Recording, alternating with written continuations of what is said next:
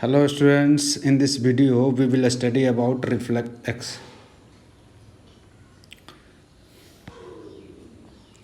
Hello students, in this video we will study about acceleration due to gravity at Earth surface and at depth d from Earth surface. Here you can see I have taken a depth d from Earth surface. This is depth d. This is radius of Earth here to here. This is also radius of Earth. You can see here, and this one is r. R smaller. I am taking it smaller. तो यहाँ पर हमने अर्थ surface पर अगर कोई object है students, यहाँ पर अर्थ सरफेस के नियर कोई ऑब्जेक्ट है तो हमने इस पर फोर्स कैलकुलेट किया था. इस पर फोर्स का वैल्यू कितना होगा? फोर्स का वैल्यू जो होगा इस ऑब्जेक्ट पर फोर्स का value Newton's law of gravitation से G mass of earth and mass of object divided by centre distance between object. Centre distance between object किसके इक्वल है? आर ई के इक्वल है. यहाँ से जो डिस्टेंस है यहाँ तक स्टूडेंट्स वो आर ई के इक्वल है. अब ये वाला हाइट जो है वो नेग्लिजिबल है अर्थ के रेडियस के रेस्पेक्ट में. जैसे अर्थ का रेडियस 6400 किलोमीटर है, वहाँ पर हमने अगर 200 किलोमीटर 500 किलोमीटर हाइट तक अगर किसी ऑब्जेक्ट का एक्सेलरेशन निकाल रहे हैं तो रेडियस ऑफ अर्थ के इक्वल ही मान सकते हैं, क्योंकि average value radius of earth का 6400 किलो है, तो उतना आप मान सकते हैं, कोई दिक्कत नहीं है. तो ये रेडियस ऑफ अर्थ है. छोटे से हाइट के लिए हम लोग अर्थ के रेडियस के इक्वल ले सकते हैं, क्योंकि अगर 6400 किलोमीटर का मतलब है 64 इंटू 10⁻³ मीटर, उसमें 500 ऐड करें या 200 ऐड करें तो कोई फ़र्क नहीं पड़ने वाला. तो इसलिए मैं यहाँ रेडियस ऑफ अर्थ का स्क्वायर लिखा. ठीक है. अब ये acceleration due to gravity at earth surface निकाले तो हम लोग Newton second law of motion से जानते हैं फोर्स डिवाइड बाई मास हो जाएगा. एक्सेलरेशन का value force divide by mass हो जाएगा. फोर्स का वैल्यू कितना है? G M E M divided by R E square divide by mass of object. अब इस ऑब्जेक्ट का मास निकालना है, एक्सेलरेशन निकालना है हमें इस ऑब्जेक्ट का, तो इस पर फोर्स लगने वाला फोर्स का वैल्यू ये है, और जो मास है उसको डिवाइड कर देंगे, क्योंकि एक्सेलरेशन इसी के मास से डिवाइड करेंगे तो ये हो जाएगा G M E by R square.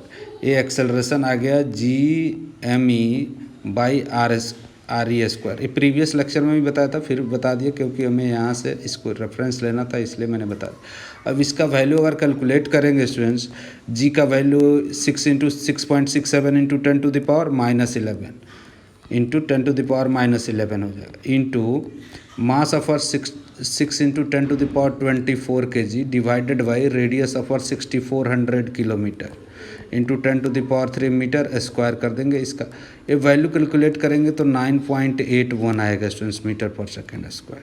Metre per second square A का वैल्यू. अब इसी जो acceleration due to gravity at earth surface है उसी को हम लोग जी से डिनोट कर देते हैं स्टूडेंट्स. ये हो जाता है हमारा acceleration due to gravity at earth surface. इसका वैल्यू अर्थ सरफेस पर जो एक्सेलरेशन ड्यू टू ग्रेविटी है वो 9.8 होता है. यहाँ कहीं भी सरफेस पर ले, यहाँ पर कोई भी जगह पर आप अगर acceleration due to gravity calculate करेंगे तो 9.8 मीटर पर सेकेंड स्क्वायर होगा. हालांकि हम लोग देखेंगे कि अर्थ के रेडियस की वजह से थोड़ा बहुत चेंजेज आएगा स्टूडेंट्स, लेकिन अर्थ रेडियस पर आपको मान चलना, अर्थ सरफेस पर मान के चलना है कि acceleration due to gravity earth surface पर जी के इक्वल होगा, जो 9.8 है, फिक्स वैल्यू है अर्थ सरफेस पर. अब हमें डेप्थ डी पर कैसे एक्सेलरेशन ड्यू टू ग्रेविटी निकालेंगे, तो यहाँ पर देखिए स्टूडेंट्स, यहाँ पर ये जो मास दिख रहा है आपको, यहाँ पर ये जो मास है स्टूडेंट्स, ये वाला मास अब डिग करके मान लो अर्थ मैरियाना ट्रेंच के अंदर ऐसे डिग करके अंदर में जा रहा है यहाँ पर, तो यहाँ पर इसी मास के वजह से एक्सेलरेशन आएगा स्टूडेंट्स. इस पर फोर्स जो लगेगा नेट फोर्स डाउनवर्ड वो सिर्फ इसी मास के वजह से लगेगा. क्यों सर? ये वाला सारे मास इस पर फोर्स नहीं लगाएंगे? हाँ लगाएंगे स्टूडेंट्स, लेकिन इस सेल के वजह से, जो बाहर वाला सेल है, इसके वजह से इस मास पर फोर्स जो होगा जीरो हो जाएगा, नेट फोर्स सम जीरो हो जाएगा. कैसे सर? यहाँ पर देखो स्टूडेंट्स, अगर मैं यहाँ पर एक टेंजेंट ड्रॉ करता हूँ तो इधर वाला जो मास है, इधर जो सारे मास दिख रहे हैं आपको, इसको मैं कलर कर देता हूँ. कौन सा कलर यूज करें? Blue colour. इसको पेंट कर दे. तो ये जो ब्लू कलर का आपको मास दिख रहा है, ये पूरा बाहर वाला, इसके वजह से जो फोर्स लगेगा डाउनवर्ड डायरेक्शन में, इस पर जो फोर्स लगेगा स्टूडेंट्स, ये सारे फोर्स जो डाउनवर्ड लगेगा इसके वजह से, सारे मास के वजह से, इस छोटे से मास ले लो, यहाँ पर सारे छोटे छोटे मास ले लो, और इसके वजह से एक फोर्स इधर लगेगा, सारे मास ले रहा हूँ, ऐसे ऐसे छोटे छोटे मास करके अगर फोर्स कैलकुलेट करेंगे तो इसका फोर्स डाउनवर्ड आएगा। लेकिन ऊपर वाला में भी तो मास है, इधर भी तो मास है स्टूडेंट्स, ये सेल का इधर वाला पार्ट है, तो इधर वाला फोर्स के वजह से इसके वजह से इधर फोर्स लगेगा, इसके वजह से इधर फोर्स लगेगा, और इसके वजह से इधर फोर्स लगेगा, फिर इसके वजह से इधर फोर्स लगेगा। तो इस तरह से क्या होगा, फोर्स का डायरेक्शन अपवर्ड भी हो जाएगा। इधर डाउनवर्ड फोर्स है स्टूडेंट्स, और एक अपवर्ड फोर्स, डाउनवर्ड है, एक अपवर्ड फोर्स है। तो यहाँ पर बच्चा सोचता है सर ये ग्रीन वाला ब्लू वाला मास तो बहुत ज़्यादा है, और यहाँ पर ये वाला मास जो है कम है। तो यहाँ पर देखो इस टेंजेंट लाइन से थोड़ा सा ऊपर हो गया, यहाँ टेंजेंट लाइन से जो भी मास ऊपर है वो इस ऑब्जेक्ट के बहुत नज़दीक है स्टूडेंट्स, और एक्सेलरेशन ड्यू टू ग्रेविटी में नीचे डिस्टेंस का स्क्वायर आता है स्टूडेंट्स, दोनों के मास के बीच का डिस्टेंस का स्क्वायर। तो यहाँ पर डिस्टेंस कम है तो फोर्स का वैल्यू ज़्यादा हो जाएगा। मास कम ही है लेकिन डिस्टेंस भी तो कम है, तो डिस्टेंस से कम डिस्टेंस से डिवाइड करेंगे तो ये सारे फोर्स का सम अगर रिजल्टेंट निकालेंगे तो अपवर्ड आएगा। और ये मास देखो, इस मास से इस मास का डिस्टेंस बहुत दूर दूर है, तो इसके वजह से फोर्स का वैल्यू कम हो जाएगा, क्योंकि मास ज़्यादा है लेकिन डिस्टेंस ज़्यादा है, मास भी ज़्यादा और डिस्टेंस भी ज़्यादा है। तो इसके वजह से सारे फोर्स का रिजल्टेंट निकालोगे तो ऊपर वाला मास और इस ये वाला मास जो है एक दूसरे को कैंसिल कर देगा, जिसके वजह से सिर्फ ये वाला जो वाइट वाला मास दिख रहा है इसी के वजह से एक्सेलरेशन ड्यू टू फोर्स, उस पर नेट फोर्स डाउनवर्ड लगेगा, और सारे मास जो है इस सेल के वजह से, ये जो आपको पूरा सेल दिख रहा है इसके वजह से फोर्स नहीं लगेगा स्टूडेंट, सिर्फ डाउन जो भी मिडिल में जो मास है उसी के वजह से फोर्स लगेगा। तो यहाँ पर देखें, मैं यहाँ एक और स्फीयर ड्रॉ कर लेता हूँ, ये अर्थ ड्रॉ कर लेता हूँ ताकि समझाने में आसानी होगी। सेंटर हो गया स्टूडेंट्स। अब यहाँ से डेप्थ डी है, मान लो ये डेप्थ डी है, यहाँ पर कोई ऑब्जेक्ट रखा गया, इसका रेडियस सेंटर से आर ही है, ये आर है, स्मॉल आर मान ले रहा हूँ, और यहाँ से यहाँ तक का डिस्टेंस तो आर ही है ही है, रेडियस ऑफ अर्थ का। ओके, तो यहाँ पर फोर्स का वैल्यू जो हो जाएगा, अब इस मास के वजह से ये जो आपको अंदर वाला मास दिख रहा है इसका मास मैं मान ले रहा हूँ कैपिटल एम, मान लिया, एम ही नहीं है, ये पूरे का मास एम ही है, और इसका मैंने मान लिया कैपिटल, ये अंदर वाला जो सेल के अंदर। तो इसका मास हमें निकालना है, क्योंकि यहाँ पर एक्सेलरेशन ड्यू टू ग्रेविटी निकालना है स्टूडेंट्स। तो यहाँ पर एक्सेलरेशन ड्यू टू ग्रेविटी क्या हो जाएगा, ए इज इक्वल टू हो जाएगा जी मास ऑफ एम, इसका मास स्टूडेंट्स, अंदर वाला जो मास है ना, ये वाला मास, ये अंदर में जो मास है इसके वजह से divided by R square, R small R का स्क्वायर हो जाए। तो पहले हमें ये मास तो निकालना पड़ेगा ना, मास तो निकालना पड़ेगा। सर कैसे कैलकुलेट करेंगे? अब देखो, अर्थ का डेंसिटी जो है हम लोग यूनिफॉर्म मान के चलेंगे। यहाँ पर एक एजम्पशन लेना है कि अर्थ का डेंसिटी यूनिफॉर्म है, आपको मान के चलना है कि अर्थ का डेंसिटी यूनिफॉर्म है। तो यहाँ पर इस पूरे मास के वजह से जो इसका पूरे का mass divide by total volume is equals to density हो जाएगा। डेंसिटी इज इक्वल्स टू क्या हो जाएगा, density is equals to mass of earth divided by volume of earth 4/3 pi R E cube, radius of earth का cube. अब ये density जो है, डेंसिटी तो यूनिफॉर्म हमने मान लिया, तो इस छोटे से स्फीयर का भी डेंसिटी उतना ही होगा, इसका मास डिवाइड बाई इसका वॉल्यूम। तो डेंसिटी इसका निकाल लेते हैं, mass small capital M divide by volume 4/3 pi R E cube, small R का क्यूब हो जाएगा यहाँ पर। अब देखो इसको इक्वेट करेंगे तो ये कैंसिल आउट हो जाएंगे स्टूडेंट्स, यहाँ से ये जो है R E sorry not R E 4π/3 cancel हो गया, तो ये रिलेशन आ जाएगा m by M E is equals to, ऐसे डायरेक्ट लिख देता हूँ, m is equals to a R E के ऊपर चला जाएगा M E divided by M E R E Q divided by R E Q, R small R Q divide by M E R E. तो ये हमें अब इस मास के टर्म में, अर्थ के मास के टर्म में इस स्मॉल स्फीयर का मास निकल गया स्टूडेंट्स। अब एक्सेलरेशन ड्यू टू ग्रेविटी निकाल सकते हैं। जी एट डेप्थ डी, अब ए को मैं जी एट डी लिख देता हूँ क्योंकि जी डी यूज करेंगे डेप्थ डी के लिए। तो यहाँ पर हो जाएगा जी इंटू मास, इसका मास, तो ये इसका मास कितना हमने निकाल लिया, मास of earth me/re³ divided by, ये वाला टर्म है re³ यहाँ पर रख दो, डिवाइडेड बाई r², यहाँ पर r है तो यहाँ पर r² इंटू r², यहाँ लिख दो कहीं r², ठीक है। अब यहाँ से कुछ कैंसिल आउट हो जाएगा, ए re² से एक r बच जाएगा और कैंसिल हो गया, तो ये बच गया Gme/r/re³, यही होगा। अब यहाँ पर Gme/r डिवाइड बाई re एक बाहर निकाला, एक इसको लिख सकते हैं re² इंटू re लिख सकते हैं स्टूडेंट्स, तो एक बच जाएगा यहाँ re², ये बच गया। तो ये पूरा टर्म जो है यहाँ पर ये बन गया acceleration due to gravity at earth surface, क्योंकि हम लोग जानते हैं Gme/r² अर्थ सरफेस पर एक्सेलरेशन ड्यू टू ग्रेविटी होता है, ये वाला एक्सेलरेशन ड्यू टू ग्रेविटी होता है, तो Gr डिवाइडेड बाई re हो जाएगा acceleration due to gravity at depth D पर। तो यहाँ पर देखिए G और ये तो G का वैल्यू फिक्स है, इस G का वैल्यू तो फिक्स है स्टूडेंट्स, इस G का वैल्यू फिक्स है 9.8 होता है।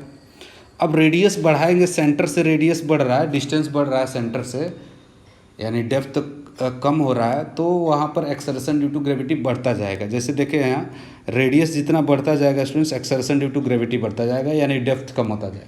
जितना डेप्थ कम हो ज़्यादा होगा, स्मॉल आर का वैल्यू क्या होगा स्टूडेंट्स, स्मॉल आर का वैल्यू घटता जाएगा, तो जी का भी वैल्यू घटता जाएगा।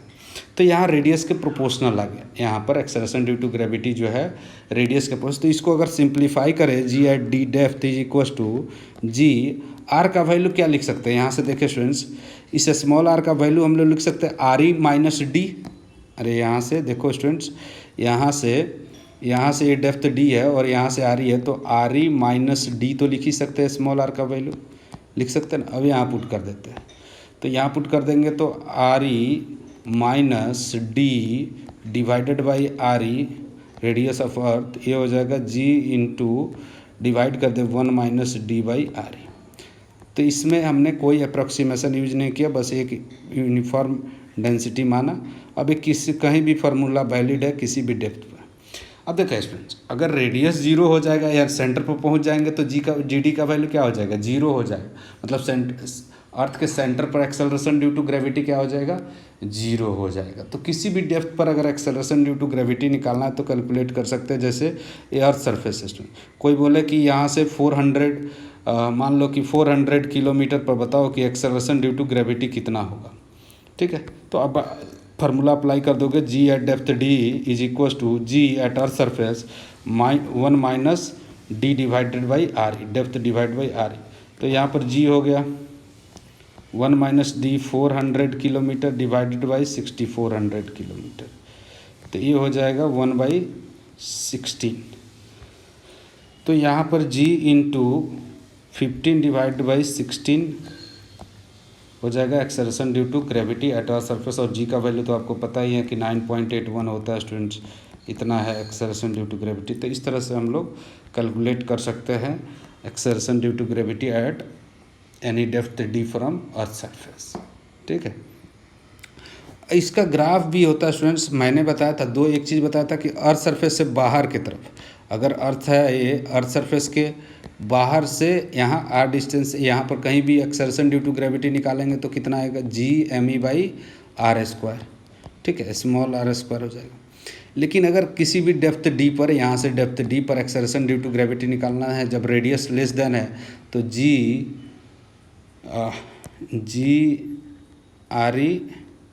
Gr डिवाइड बाई re, यही एक्सेलरेशन डायरेक्टली प्रोपोर्शनल होता है। मतलब जितना ज़्यादा रेडियस बढ़ेगा सेंटर से एक्सेलरेशन बढ़ता जाएगा। लेकिन यहाँ पर देखो ऊपर वाला पार्ट कांस्टेंट है, यहाँ एक्सेलरेशन इन्वर्सली प्रोपोर्शनल।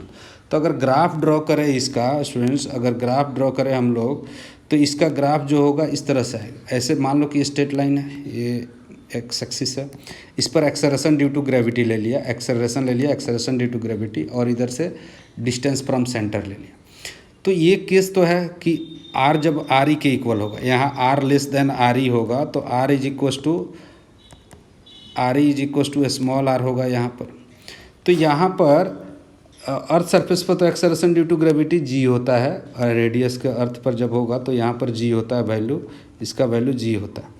तो ये स्ट्रेट लाइन होगा, यहाँ से यहाँ तक इस स्ट्रेट लाइन हो जाएगा, यहाँ से ऐसे स्ट्रेट लाइन होगा, क्योंकि सेंटर पर एक्सेलरेशन जीरो होता है। जब आर का वैल्यू जीरो होगा तो सेंटर रेडियस के डायरेक्टली प्रोपोर्शनल है स्टूडेंट्स। यहाँ आर का वैल्यू बढ़ रहा है तो एक्सेलरेशन भी बढ़ रहा है। यहाँ पर जब R E equals to R हो जाएगा, R is equals to R E हो जाएगा, तो यहाँ पर एक्सेलरेशन ड्यू टू ग्रेविटी कितना हो जाएगा, जी हो जाएगा, जो 9.8 के इक्वल है, 9.8। इसको हमने acceleration due to gravity at earth surface मान रखा। अब उसके बाद क्या होगा, एक्सेलरेशन ड्यू टू ग्रेविटी जो होगा इस तरह से एक्सेलरेशन इसका घटेगा, क्योंकि यहाँ पर देखो आर स्क्वायर के प्रोपोर्शनल है, ये inversely proportional to 1/r square है, inversely proportional to R square है। तो यहाँ पर आर का वैल्यू जो है बढ़ेगा तो एक्सेलरेशन घटना स्टार्ट हो जाएगा। लेकिन यहाँ से यहाँ तक स्ट्रेट लाइन के लगभग लग रहा है, तो हमने देखा था कि यहाँ से यहाँ तक अप्रॉक्सीमेशन भी यूज किया था। इसके बीच में एक्सेलरेशन ड्यू टू ग्रेविटी जब एच का वैल्यू यहाँ से 500 किलोमीटर तक हमने अप्लाई किया था, लेस देन 500 किलोमीटर होता है अगर एच का वैल्यू, तो एक फार्मूला मैंने बताया था, G at height H is equals to G into 1 - 2h/r, यही बताया था स्टूडेंट्स। तो यहाँ पर ये फार्मूला इसलिए वैलिड है क्योंकि देखो यहाँ से यहाँ तक देखो तो इसका कर्वेचर कम है स्टूडेंट्स, लगभग स्ट्रेट लाइन जैसा मन लग रहा है। उसके बाद जो है एरर बढ़ने लगता है, इसलिए इस अप्रॉक्सीमेट फार्मूला को यूज नहीं करते वहाँ पर। लेकिन 500 किलोमीटर से हाइट अगर लेस देन होता है 500 किलोमीटर से, तो वहाँ पर हम लोग अप्लाई कर लेते। तो एक्सेलरेशन ड्यू टू ग्रेविटी कैसे, सेंटर से अगर स्टार्ट करेंगे तो बढ़ते जाएगा अर्थ सरफेस पर मैक्सिमम हो जाएगा, जो 9.8 के 9.81 के इक्वल। फिर उसके बाद क्या होगा, acceleration due to gravity decrease करना स्टार्ट हो जाएगा और एक एसिम्पोट बनाएगा। कहीं भी एक्सेलरेशन जीरो नहीं होगा स्टूडेंट्स, कितना भी आर डिस्टेंस बढ़ा वहाँ टेंस टू जीरो होगा, लेकिन जीरो नहीं होगा। तो इस तरह से हम लोग एक्सेलरेशन ड्यू टू ग्रेविटी जो है कैलकुलेट कर सकते हैं किसी भी पॉइंट पर। और इसका ग्राफ भी हम लोग देख सकते हैं कि इसका ग्राफ ये हो गया स्टूडेंट्स, है ना।